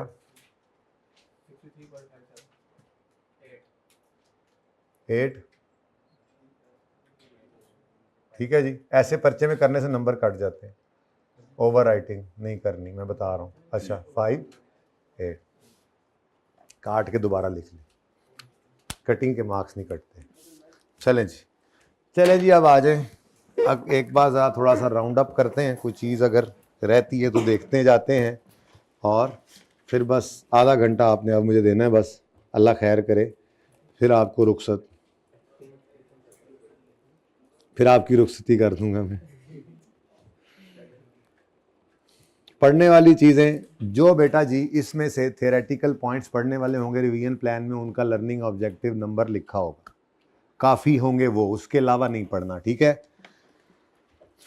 वैसे ज़रा इसको देख लें, अगर कोई सेल्फ कंस्ट्रक्टेड एसेट हो ना जी, तो अगर कोई सेल्फ कंस्ट्रक्टेड एसेट हो तो सिंपल सेम प्रिंसिपल कहता है यूज़ करना है फॉर, बिल्कुल वैसे जैसे एक्वायर्ड एसेट के लिए किया था आपने, सेल्फ कंस्ट्रक्टेड एसेट के लिए भी वही। हाँ बस बोरिंग कॉस्ट जो है, बोरिंग कॉस्ट इंक्लूडिंग इंटरेस्ट में ऑल्सो भी कैपिटलाइज, वो कब होगा जब आपने, माशाल्लाह जब आपने एसेट तो खुद बनाया, ये अभी आप करके भी यही आ रहे हैं, सेल्फ कंस्ट्रक्टेड एसेट में ही बोरिंग कॉस्ट ऐड हुई है। तो बस मसला क्या होता है कि जो सेल्फ कंस्ट्रक्टेड एसेट होता है उसको आप CWIP डेबिट कर रहे होते हैं और कैश या पेएबल क्रेडिट हो रहा होता है, ठीक है ना जी। जबकि आप जो बना बनाया एसेट ले लेते हैं तो उसके अंदर आप सीधा सीधा PPE डेबिट कर देते हैं, तो इसमें मटेरियल, लेबर, ओवरहेड्स लग रहे होते हैं, ठीक है। तो एक छोटी सी एग्जांपल है वो आपने करनी है अब, ठीक है। बहुत सिंपल है, वैसे ज़रूरत तो नहीं है करने की, लेकिन एक बार तसल्ली हो जाएगी मेरी कि सेल्फ कंस्ट्रक्टेड एसेट की अगर कोई छोटी सी बात आ भी जाती है, ठीक है, तो पता हो। बहुत सादा सी बात है, एक कंपनी वो रोड बुलडोज़र बना रही है, तो रोड बुलडोज़र बनाने वाली कंपनी जो है वो इतना जो है वो खर्चा कर रही है रोड बुलडोज़र पे, तो एक छोटी सी आपको ये एंट्रीज वाली कहानी नज़र आ रही है, ओके। तो ये यहाँ से आपने करनी लाजमी है। अच्छा, उसके बाद इसमें तो कोई ऐसी चीज़ अब है नहीं, ये सब पढ़ा हुआ है, जो नहीं पढ़ा हुआ उसकी बात कर रहा हूँ मैं इस वक्त। मैं डिस्क्लोजर्स पढ़ाने आया हूँ असल में। तो ये बेटा जी आपको अब यहाँ से नहीं करने की ज़रूरत, कर लें तो कोई बात नहीं, मुझे उस पर एतराज़ नहीं है, लेकिन हमने इन तीनों के लिए 3 एग्जाम्पल्स की थी, और हाँ, वो 3 एग्जाम्पल जो थी वो आपको पहले इस वॉल्यूम के चलते हुए चूँकि हैंडआउट मिला था, तो फिर मैंने वॉल्यूम 2 के एंड पर आपको, ओ यार लिख ले, वॉल्यूम 2 के एंड पर आपको ये विद सॉल्यूशन डालकर दे दी थी, ठीक है। तो ये सब्सीक्वेंट एक्सपेंडिचर वहीं से आपका तैयार हो जाएगा, ठीक है, ओके। अच्छा, उसके बाद मेजर इंस्पेक्शन भी वहीं पे था।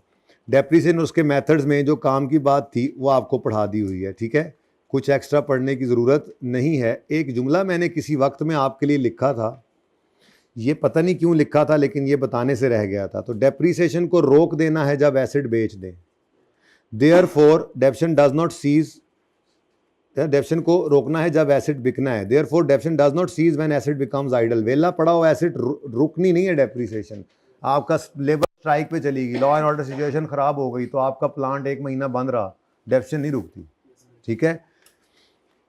और it is retired from active use, active use इसका मतलब, रिटायर का मतलब होता है IFRS 5 वैसे तो इस पर लगता है, फाइनल में जाके आप पढ़ेंगे।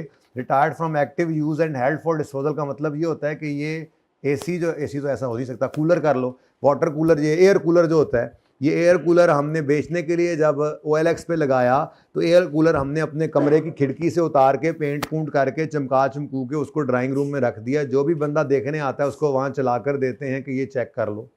अब वो रिटायर फ्रॉम एक्टिव यूज़ है लेकिन हेल्ड फॉर डिस्पोजल है, डेप्रिसिएशन फिर भी चालू रहेगी उसकी जब तक पड़ा रहेगा, ठीक है, अनलेस के वो क्या हो जाए, fully depreciated. However under usage method depreciation charge can be zero while there is no production. ये सारी बातें आपको पता हैं, लेकिन इसके साथ ये जुमला पता नहीं मैंने कहाँ से उठाया, कुछ स्टैंडर्ड मेरे ख्याल में पढ़ रहा था मैं जिस वक्त आपके लिए, तो उस वक्त मुझे ये ख्याल था कि मैं बताऊंगा लेकिन फिर भूल गया, तो ये सामने आ गया अब इत्तफाक से, तो देख ले।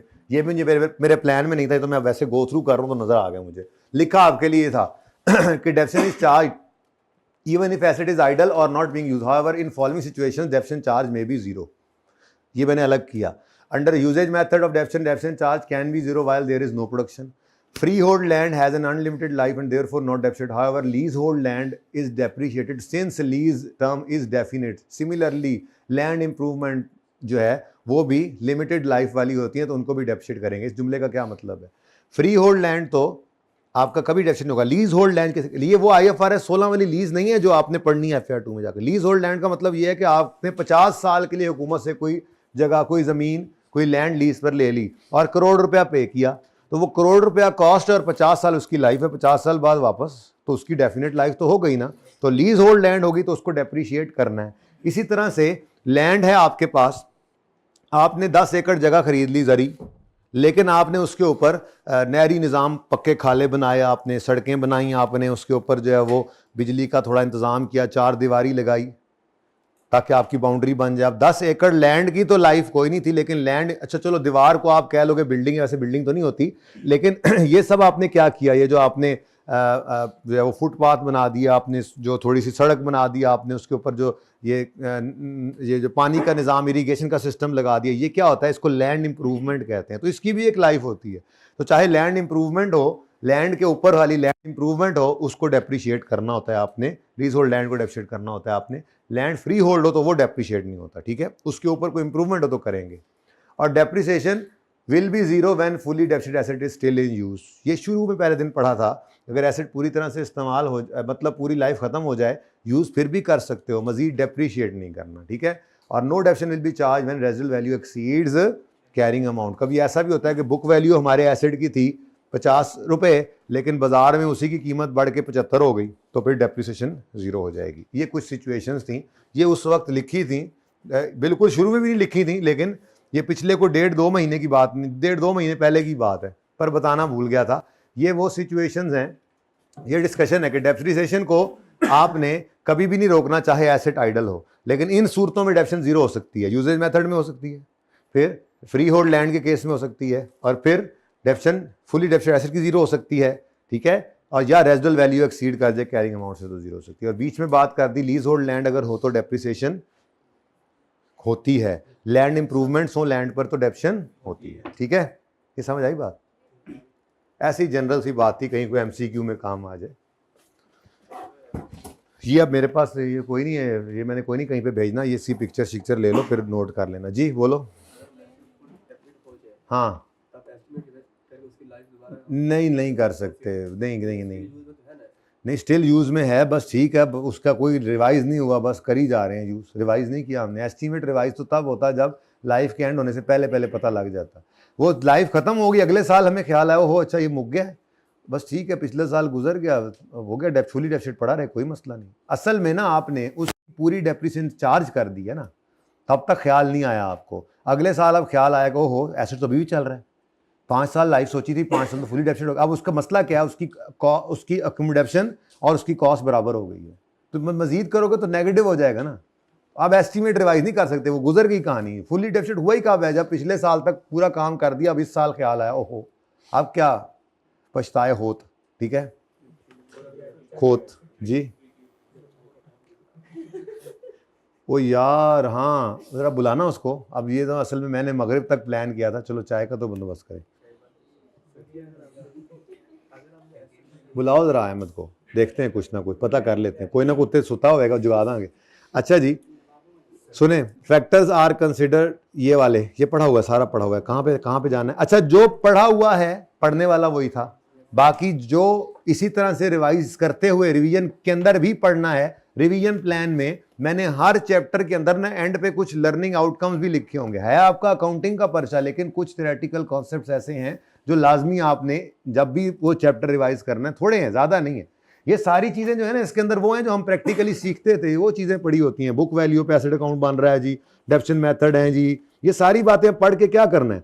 कॉस्ट कंपोनेंट यहाँ से पढ़ाया था, ये आपका ट्रक याद आ रहा होगा आपको, फिर स्पटनिक वाला इसके बाद किया था, सज्जी वो खा के खबी मारी थी, सब बातें याद होंगी आपको।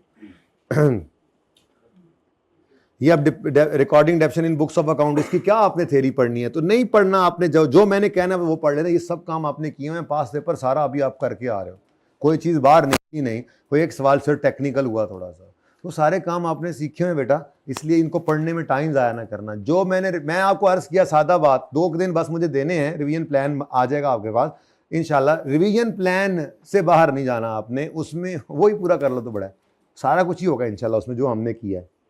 तो थोड़ा तो नहीं किया हमने, ऑलरेडी काम काफ़ी किया हुआ। मैं इसमें सिर्फ डिस्क्लोजर पढ़ाने थे, लेकिन बातें होती जा रही हैं। कौन सा रहता है भाई? वो होता ही नहीं है, डेट पूरी होती है यार। भाई ये कह रहे हैं कि आप ये बताएं कि अगर ईयर एंड हमारा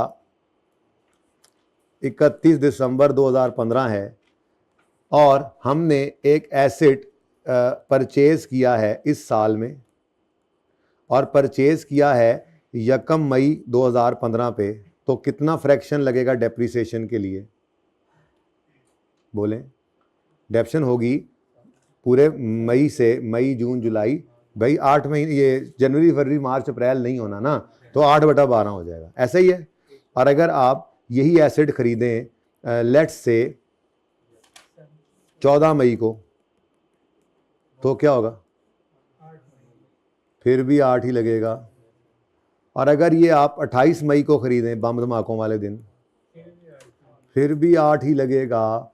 और अगर ये आ जाता है 31 का महीना होता है ना मई, 31 मई आ जाता है तो सिर्फ उस सूरत में आप इसको 9 ये 31 मई से निकाल के आगे ले जाएंगे, क्योंकि इसका मतलब अकाउंटिंग में यकम जून भी हुआ करता है, तो इस वजह से इसको आपने फिर 7/12 कर लेना। ये एक छोटी सी बात भाई ने कही। जी बेटा रीवैल्यूएशन इस तरह से किसी दिन होती नहीं है ना, हो जाए तो यही करना। ये नहीं होता, ये भी नहीं होता कि एडिशन की डेट आपको आगे पीछे करके दे। मतलब इसका क्या है, मतलब ये होता है कि आप अगर सवाल खामोश हो या कहता भी है तो ये खुद ही कहता है, इसका मतलब होता है full month depreciation, full month depreciation is charged in the month of addition. भाई चाहेगा देखो कुछ हो सकता है, देख कर आओ हैं, कोई बंदा पूछ लो ना, सुता हुए थे, हो सकता है। खाने का टाइम है तो खाना तो बेटा 3-4 घंटे लगेंगे, बैठे रहो यहाँ पे। मैं तो जा रहा हूँ, ठीक है। अच्छा जी भाई पॉज करें जरा जी। Full month depreciation is charge in the month of addition. अच्छा अगली बात, एक और एग्जांपल लेते हैं। अगर इसी ईयर एंड के हिसाब से मिसाल के तौर पे मैं कहता हूं मैंने कोई एसेट बेचा है, लो जी हुणे किधर गया, ये किस सफ़े पे मैंने जाके इधर ब्रेक लगाई थी। अच्छा जी कहीं पे ब्रेक लग गई थी बस। अच्छा जी अगर कोई एसेट डिस्पोज हुआ है, डिस्पोजल आ गया।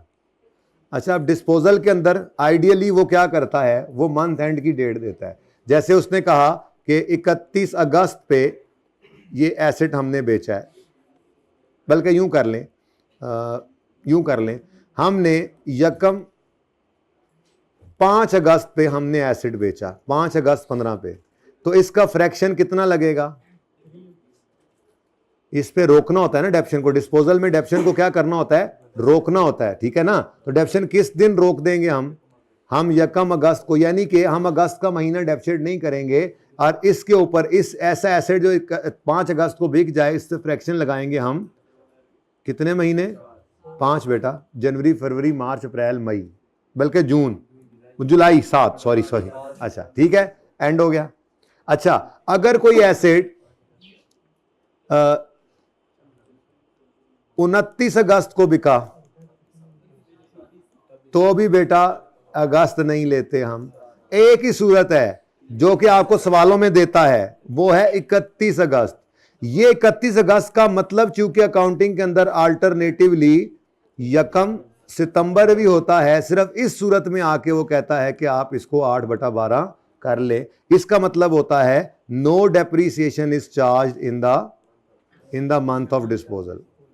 अब ये कोई ऐसी बात है नहीं कि ये कभी आज तक, अब पूरा पर्चा कर लिया आपने, पूरा पर्चा क्या पूरा FAR 1 कर लिया तो कहीं पे ये हुआ है, तो बस कॉमन सेंस यूज कर लेना ना, ठीक है। अगर कभी ऐसा हो जाए तो फजूल बातों का ना कहें, जो मुझे लग रही है इंपॉर्टेंट मुझे वो करवाने दें, वरना ऐसे टाइम आपका फिर शाम तक जाएगा ही जाएगा, ईशा के बाद भी चलेगा।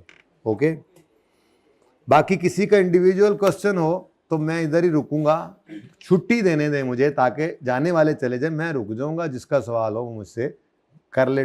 बाकी मैंने जूम मीटिंग ओपन रखी हुई है आपको, लेकिन वीक के अलावा कोई पर्सनल मैसेज किसी का नंबर है भी तो नहीं करना, मैंने कोई जवाब नहीं देना। वीक में एक बार बुलाऊंगा, जो सवाल हो पूछ लेना, ठीक है। अच्छा जी मैं डिस्क्लोजर्स पढ़ाने नहीं जी, वो ज़रूरत नहीं है आपको। अच्छा जी इधर देखें, ये बड़ी इंपॉर्टेंट डिस्कशन थी, यहाँ से मैंने आपको ये पढ़ा दिया था कि फ्रीक्वेंसी ऑफ रीवैल्यूएशन कितनी हो, क्या मतलब कितने टाइम बाद रीवैल्यू करना है अगर रीवैल्यूएशन मॉडल हो। मैंने कहा था कोई टाइम नहीं है स्पेसिफाइड, स्टैंडर्ड कहता है इतना सफिशिएंटली रेगुलरली करो कि बुक वैल्यू और फेयर वैल्यू में ईयर एंड पर सिग्निफिकेंट डिफरेंस ना हो, ठीक है। क्लास वाइज पता है आपको कि आपने अगर बिल्डिंग को रीवैल्यू करना है तो फिर सारी बिल्डिंग्स को करना है, ठीक है। डेप्रीसिएशन रीवैल्यूड एसेट की उसी तरह से आई जैसे कॉस्ट मॉडल में है।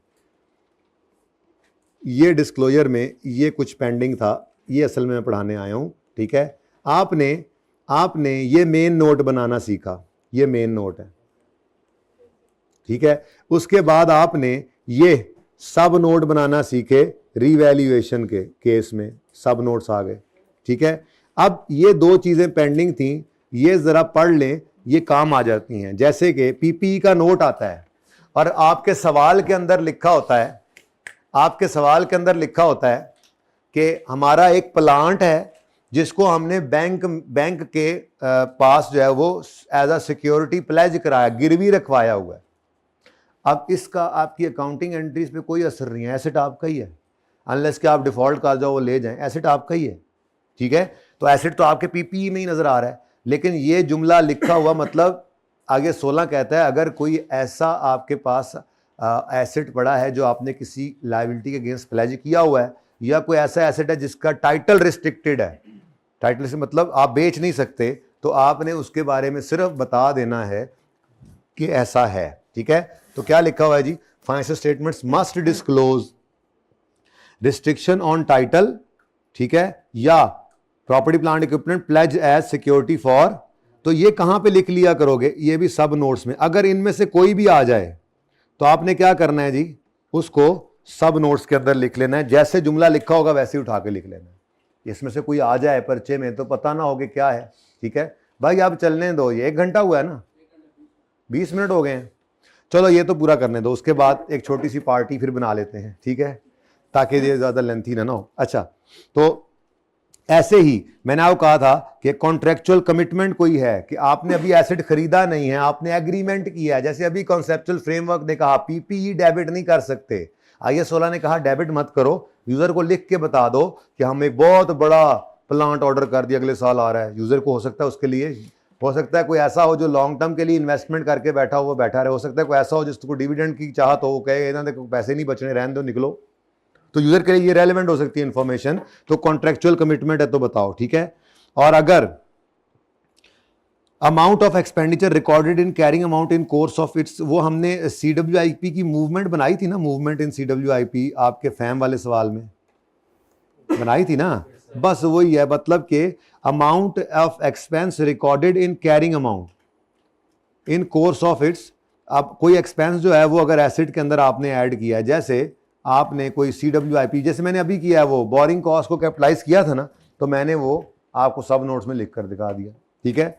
If it is not disclose separately in income statement, अगर ऐसा अलग से नहीं है तो amount of compensation from third parties, जो कि इम्पेयरमेंट या एसेट, जो कि यहां पे देखो थर्ड पार्टी से कोई कंपनसेशन यानी इंश्योरेंस, आपका एसेट जल गया और आपको उस पर कुछ कंपनसेशन मिल गई, तो कह रहा है अगर तो कहीं और इनकम स्टेटमेंट में नहीं बताया गया अलग से, तो जितनी कंपनसेशन थर्ड पार्टी से रिसीव हुई है फॉर आइटम ऑफ पीपीई जो कि इंपेयर हुए, लॉस और गिवन अप, यानी कि ये एबनॉर्मल लॉस की कहानी है, ठीक है ना। एबनॉर्मल लॉस अगर आपको आया है जो कि पीएनएल में पड़ा है, नॉर्मल लॉस पीएनएल में होता है ना, तो उसके अगेंस्ट अगर आपको कंपनसेशन मिली है, तो अगर तो आपने वो कहीं और नहीं लिखा हुआ फाइनेंशियल स्टेटमेंट्स में अलग से, आपको पता है ना कि आपको कैश अगर आ जाए तो आप कहीं पे लिखते नहीं है। आपका पीपीई जल गया 150 का, कैश आ गया आपको इंश्योरेंस वालों से 110 रुपए का, तो आपका लॉस कितना है 40, ये पीएनएल में नजर आ रहा है, लेकिन 110 जो आया वो कहीं नजर आ रहा होता है। अगर कैश आ गया तो कहीं नहीं आ रहा, तो वो लिख कर बता दो वो कह रहा है, ठीक है। तो ऐसा अगर हो जाए सवाल में लिख देना, यानी इनमें से कुछ भी आ जाए, ये मेन नोट और ये सारे सब नोट्स हैं, ठीक है। ये तो आपने बनाने सीखे ना, ऊपर वाले जो है वो बनाने कोई नहीं होते, उनमें से कुछ भी आ जाए, कुछ भी आ जाए तो आपने वो बस जैसे है वैसे ही उठा के लिख देना है। ये एक बार पढ़ लिया ना, अब ज़हन में है, इसको याद नहीं करना, बस पढ़ लिया काफी। कुछ डिस्क्लोजर ऐसे हैं जो आईएस 16 कहता है मेरी तरफ से रिक्वायर्ड तो नहीं है, लेकिन अगर दे दो तो अच्छा है कि यूजर के लिए बेहतर है। अब एमसीक्यूज के लिए ये भी इंपॉर्टेंट है, जरूरी वाले नहीं, यानी नोट में आप नहीं भी डालोगे तो खैर है, लेकिन एमसीक्यू में तो पूछ सकता है ना। तो वो क्या है, IS 16 encourage disclosure of following information as user might find it useful. क्या करो जी, कोई टेम्परेरली आइडल पीपीई पड़ा है तो बता दो। क्या मतलब, आप कहते हो जी हमारी पीपीई, लेट्स से एक कंपनी फाइनेंशियल स्टेटमेंट जो बनाती है ना, अब उसकी 5 प्लांट 5 फैक्ट्रियां लगी हुई हैं, तो वो फाइनेंशियल स्टेटमेंट्स की इकट्ठी बन रही होती हैं। तो हो सकता है हम कहें कि हमारी भाई फेरू वाली फैक्ट्री जो है उसमें वो लेबर ने स्ट्राइक की हुई है और पिछले 2-3 महीने से वो आइडल पड़ी है। अगर है तो डिस्क्लोज कर दो, जरूरी नहीं है, दे दोगे तो अच्छी बात है। तो आपके लिए तो ये है कि ये भी इनमें से भी कोई आ जाए ना, तो सब नोट्स में एक जुमला ही है ना, वही उठा के लिख देना, कॉपी पेस्ट, ठीक है। फिर क्योंकि फुली डेप्रिसिएटेड एसेट जो है उसकी आप कैरिंग अमाउंट तो बता नहीं सकते। कैरिंग अमाउंट कितनी होती है, फुली डेप्रिशिएटेड एसेट कौन सा होता है जी? जिसकी जिसकी सुन लो ना, जिसकी कॉस्ट बराबर होती है उसकी एक्यूमुलेटेड कॉस्ट, यानी कि ग्रॉस कैरिंग अमाउंट कह लूं, ग्रॉस कैरिंग अमाउंट जिसकी बराबर होती है उसकी एक्यूमुलेटेड, या यूं कह लें उसकी नेट कैरिंग अमाउंट या बुक वैल्यू कह लें, वो क्या होती है? जीरो। अब वो कैरिंग अमाउंट तो नहीं ना कह सकता कि आप कैरिंग अमाउंट बताएं फुली डेप्रिशिएटेड एसेट की, वो तो जीरो होती है। वो क्या कह रहा है, अगर कोई फुली डेप्रिशिएटेड एसेट है ना तो उसके बारे में क्या करो, उसकी ग्रॉस कैरिंग अमाउंट बताओ। मतलब मिसाल के तो मैंने कहा जी मेरा 200 रुपए का एक एसेट था, तो मैंने लिखा a plant, an item of plant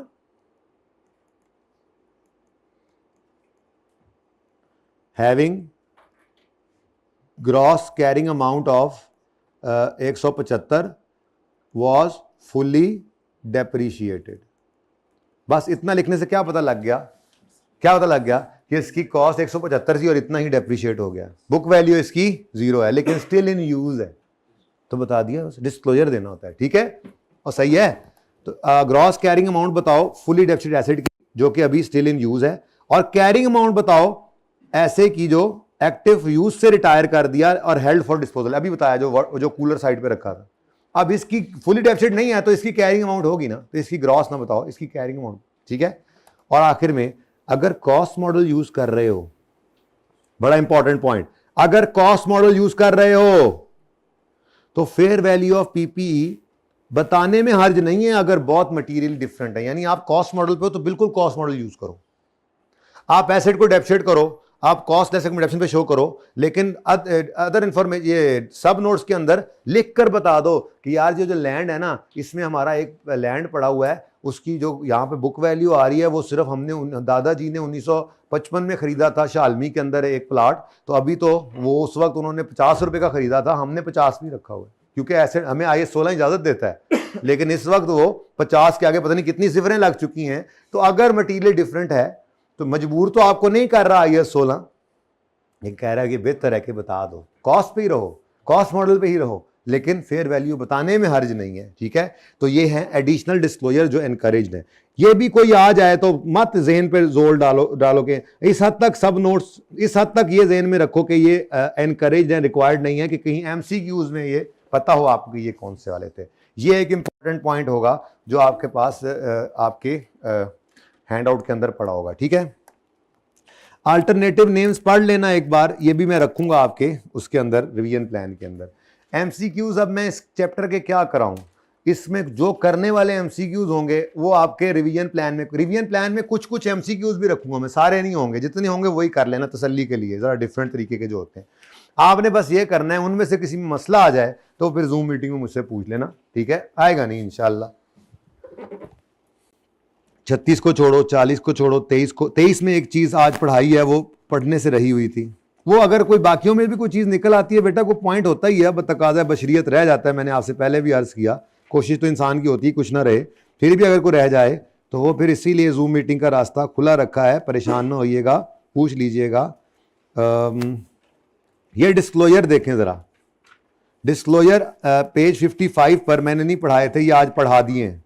Harappa वाला सवाल आ जाते साथ ही मैंने जो एक सब नोट डाला है ना वो ये है, entity shall disclose amount of borrowing cost capitalize during the period, लिखा था कि प्लांट में इतना ऐड किया, और capitalization rate use to determine the amount 12% कितना था वो भी लिखा था। तो यही बस है डिस्क्लोजर्स IAS 23, ठीक है। तो ये देकर दिखा दिए, यहां पर आपको नजर भी आ रहे हैं, ठीक है जी। हैं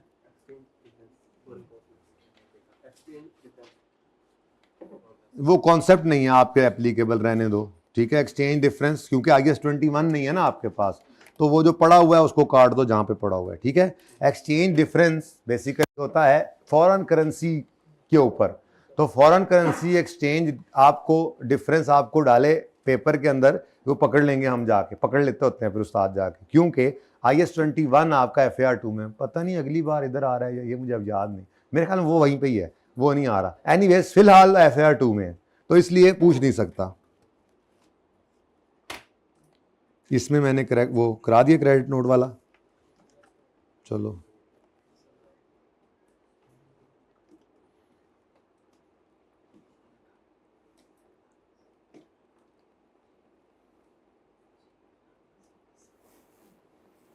ये ना यहाँ पे करेक्शन ये नेक्स्ट वीक में पेंडिंग इसलिए किया था कि IAS 8 नहीं पढ़ा हुआ था। अब IAS 8 आपने पढ़ लिया है तो इसको रीड कर लीजिएगा। जो जिंदगी में एक बार पेंडिंग लिखा जाए ना, एक मसला ये बड़ा है, उसको पेंडिंग ही रखते हैं, दोबारा मुड़ के पढ़ते नहीं है। तो जहां जहां पेंडिंग लिखा हो मिले भी सही ना, उसको एक नजर पढ़ के देख लेना, उसमें कख नहीं निकलना अब, ठीक है। IAS 8 नहीं पढ़ा हुआ था। प्राय ईयर एरर की करेक्शन कैसे करते हैं अब आपको पता है।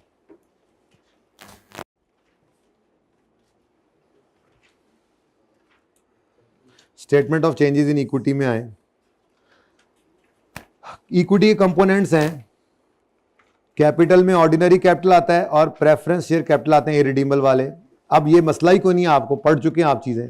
नॉन डिस्ट्रीब्यूटेबल रिजर्व्स होते हैं, शेयर प्रीमियम और रिवैल्यूएशन सरप्लस, और रेवेन्यू ये कैपिटल रिजर्व, यही तो पढ़ा के आ रहा हूं अभी। वो अब तस्वीर मैंने इधर नहीं बनानी, वो वहां बन गई, ठीक है। तो ये डिस्कशन आपको मैंने करवा दी। शेयर कैपिटल एंड रिजर्व्स कहते हैं इसको। तो statement of change in equity में आते हैं शेयर कैपिटल एंड रिजर्व्स। तो अब्बा जी हैं शेयर कैपिटल और रिजर्व्स आगे हैं दो तरह के, कैपिटल और रेवेन्यू, ठीक है। वो कहता है रिटेन्ड अर्निंग, जनरल रिजर्व और कोई ऐसा रिजर्व जो रिटेन्ड अर्निंग में से बना हो, कोई भी हो। जैसे मिसाल के तौर पे डिविडेंड इक्वलाइजेशन रिजर्व एक MCQ में भी आया हुआ है, तो यहां से पढ़ा होगा तो फिर क्यों मसला आएगा, छोटी मोटी चीजें होती हैं। अच्छा, डिविडेंड को पढ़ लेना क्या होता है ये। शेयर कैपिटल कितनी तरह का है, ऑर्डिनरी है, प्रेफरेंस है, कैपिटल रिजर्व्स कौन से हैं, रेवेन्यू रिजर्व्स कौन से हैं, जस्ट रीड ऑनली करना है। इक्विटी ट्रांजैक्शन में पढ़ा चुका हूं, अगर इशू ऑफ शेयर्स की कंसीडरेशन हो, इशू ऑफ शेयर्स हो, इशू ऑफ शेयर्स तो राइट इशू कहते हैं। इसकी एंट्री तो आपको आती है, ये कोई मसला नहीं, पढ़ाने की जरूरत नहीं है। इसमें इशू कॉस्ट कहीं पे होगी। Issue of fairs for no, यानी ये वो है राइट इशू, बोनस इशू, ये सब कुछ आपको यहां से रीड करने की जरूरत नहीं है। इस चैप्टर में जो रीड करना होगा, एक पैरा या एक सफ़ा या एक लाइन, मैं इंशाल्लाह वो लिख दूंगा। उससे अलावा सब कुछ आपको आता है, पढ़ के देख लेना, तसल्ली नहीं हो रही तो वैसे ना ही पढ़ो, अब काफ़ी हो गया, ठीक है। अच्छा, जो पढ़ना था वो पढ़ लिया। डिविडेंड दो तरह का होता है, इंटरिम, फाइनल, पता है आपको। एक दफ़ा तसल्ली के लिए पढ़ लें, कोई मसला नहीं है। क्यूमुलेटिव, नॉन क्यूमुलेटिव आपको बता चुका हूँ। ट्रांसफर बिटवीन रिजर्व्स कोई ऐसी रॉकेट साइंस नहीं है। आप सरप्लस से रिटेन्ड अर्निंग में फेंकते होते हैं, आप जनरल रिजर्व से रिटेन्ड अर्निंग, रिटेन्ड अर्निंग से जनरल रिजर्व, ये ट्रांसफर कर सकते हैं। और statement of changes in equity के अंदर कंप्लीट, अच्छा ये उन्होंने बताया complete set of financial statement के अंदर क्या होता है, ठीक है। तो income statement, balance sheet, change in equity, cash flow और नोट्स। कंपैरेटिव इंफॉर्मेशन भी प्रीसीडिंग पीरियड की इसने एक complete set of financial statements का पार्ट रखी है। इसीलिए तो सवाल के अंदर वो कह देता है इंक्लूडिंग कंपैरेटिव या इन कंपैरेटिव्स आर नॉट रिक्वायर्ड, कहीं बच्चे कंपैरेटिव ना बनाने लग जाएं, ठीक है। पर्पस इंपॉर्टेंस कोई खास जरूरत नहीं इसको पढ़ने की। इंफॉर्मेशन टू बी प्रेजेंटेड जाने दो। स्पेसिमन का क्या करना यार, वो नहीं नजर आया। ट्रांजैक्शन इशुएंस ऑफ शेयर्स की कॉस्ट, चलें छोड़ें। वो मैंने आपको वैसे एंट्री कराई थी यहीं कहीं, मैं वो देख लेता हूँ। मुझे लगता है अगर मैंने वो करा दिया तो फिर टेंशन कोई नहीं। इशुएंस ऑफ शेयर्स की कॉस्ट वो तो ठीक है, मैंने कहीं वो बोली है, ये कहीं पे लिखवाई है, ये कहीं आगे जाके करवा दी होगी। ये नहीं, ये तो बोनस शेयर्स है।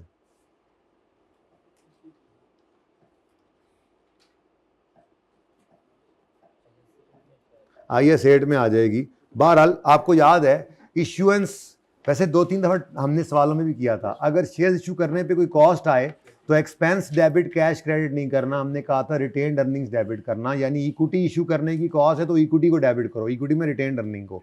और अगर शेयर प्रीमियम पड़ा है तो पहले शेयर प्रीमियम को यूज करो, ठीक है। और इसमें कुछ नहीं है। IAS 8 में आए, इसमें थोड़ा सा 2-4 मिनट हम लगा लेते हैं। होमवर्क में ऑल MCQs दिए थे IAS 8 के, हो गए थे बाय द वे, इसको डिस्कस करने की जरूरत तो नहीं है। फिर भी 2-4 चीजें जरा मैंने पढ़ानी है, स्टार्ट में आए, ज्यादा नहीं, 2-4।